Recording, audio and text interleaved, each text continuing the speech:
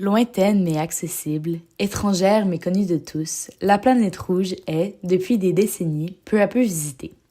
Plusieurs études ont mené à dévoiler les caractéristiques de cette planète et la possibilité de l'explorer.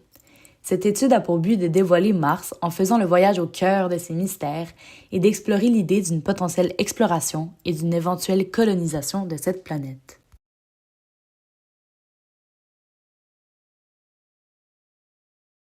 D'abord, étudions les conditions météorologiques, l'atmosphère de cette planète et les enjeux techniques qu'elle porte sur l'exploration. Mars est une planète froide et sèche dépourvue d'un champ magnétique. Elle possède une atmosphère presque 100 fois plus faible que celle de la Terre, avec une pression atmosphérique de seulement 600 pascal. En conséquence, la planète est exposée à des quantités dangereuses de radiation. En effet, elle n'offre aucune protection contre les rayons ultraviolets émis par le Soleil, ni contre les rayons cosmiques ou les vents solaires. En 2001, la sonde Mars Odyssey a détecté un niveau de radiation 2,5 fois plus élevé que dans la Station spatiale internationale. De plus, l'atmosphère possède une faible capacité de rétention de chaleur, ce qui cause des grandes variations de température entre le jour et la nuit. La température moyenne varie autour du moins 60 degrés Celsius et peut atteindre jusqu'à moins 153 degrés Celsius au pôle durant l'hiver et 20 degrés Celsius pendant l'été. De ce fait, la température ambiante sur Mars est assez basse pour permettre la condensation du CO2, le gaz occupant près de 95% de son atmosphère. Ainsi, le climat permet la formation de neige de CO2 qui forme une fine brume plutôt que de gros flocons. Par la suite, la chaleur émise par le Soleil et les écarts de température engendrent beaucoup de vent. Par conséquent, les tempêtes y sont beaucoup plus importantes l'été que l'hiver. Les plus grandes tempêtes, nommées les tempêtes globales, peuvent recouvrir la planète en entier pendant plusieurs semaines et se produisent à chaque quelques années.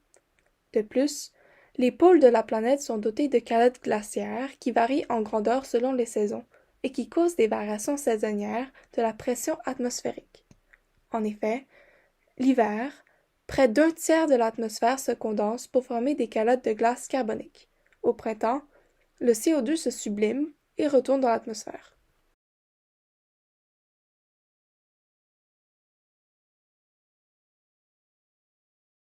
En ce qui concerne l'exploration martienne, l'environnement de la planète pose plusieurs enjeux techniques. D'une part, l'environnement martien peut être dommageable à l'équipement robotique. En effet, durant les tempêtes, la poussière soulevée par les vents pose un problème pour l'équipement. Elle peut non seulement recouvrir leurs panneaux solaires et ainsi réduire leur performance, mais aussi recouvrir le ciel et réduire la quantité d'énergie solaire pouvant atteindre les panneaux. La poussière peut également se faufiler aisément entre les composants de l'équipement et causer des dommages internes. D'autre part, la basse température sur la planète rouge consiste à un défi d'ingénierie. Une recherche de solutions plus efficaces concernant l'isolation des composants technologiques pour assurer leur bon fonctionnement et éviter la congélation est toujours en cours. Un autre défi technique réside dans le contrôle de l'équipement robotisé à partir de la Terre. En raison des grandes distances qui séparent Mars de la Terre, le délai que prend le signal de communication pour se rendre de la Terre à Mars et vice-versa se fait sentir de façon significative. Finalement, le taux élevé de radiation sur Mars est nocif à la santé humaine. Une exposition prolongée à la radiation peut causer de sérieux problèmes de santé chez l'humain, comme le cancer et des dommages génétiques.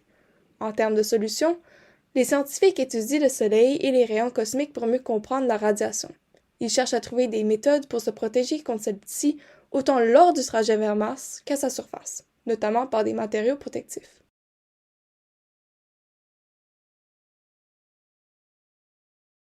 Ensuite, abordons la présence d'eau sur Mars, sa signification historique et ses impacts sur la possible colonisation humaine. Les observations ayant été faites par le satellite Global Surveyor de NASA ont permis de constater qu'il y a de l'eau sous la surface de la région polaire sud. Des modèles ont été créés à l'ordinateur pour simuler une surface topographique de la région sous laquelle il y aurait de l'eau, et les résultats obtenus à l'ordinateur correspondaient avec les observations du satellite. Cela a permis de confirmer la présence d'eau sur la calotte sud martienne. L'eau sur Mars se retrouve donc en majorité sous sa surface, mais il est possible de détecter une petite quantité sous forme de vapeur dans l'atmosphère. L'eau ne peut pas demeurer à l'état liquide puisque la faible pression atmosphérique l'en empêche. Or, des démarcations dans le sol et la présence de minéraux hydratés comme l'argile et les carbonates offrent des indices de présence d'eau à l'état liquide dans un passé lointain.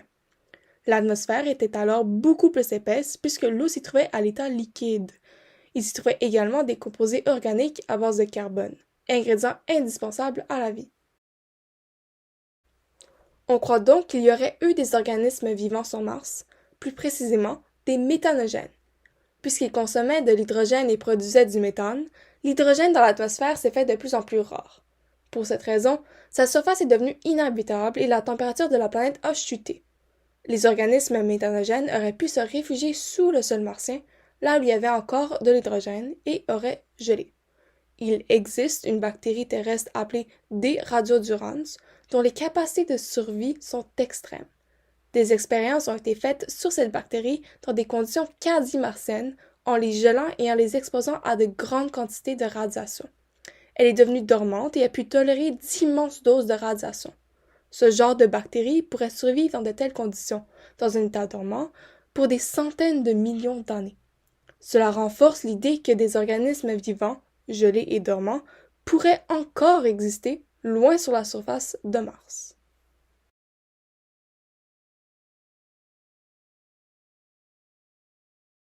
Finalement, un enjeu à ne pas négliger en ce qui concerne la viabilité de Mars est les ressources qu'elle arbore, permettant la possibilité d'une future mission habitée. Il est important de considérer l'abondance des matériaux de construction sur Mars afin de construire, entre autres, des serres et plusieurs autres infrastructures. La planète rouge regorge d'éléments, dont le fer, l'aluminium et le magnésium. Certes, la forte concentration en perchlorate toxique pour les humains, met un certain frein à l'utilisation du régolithe présent sur la planète. Or, certains décontaminateurs existent.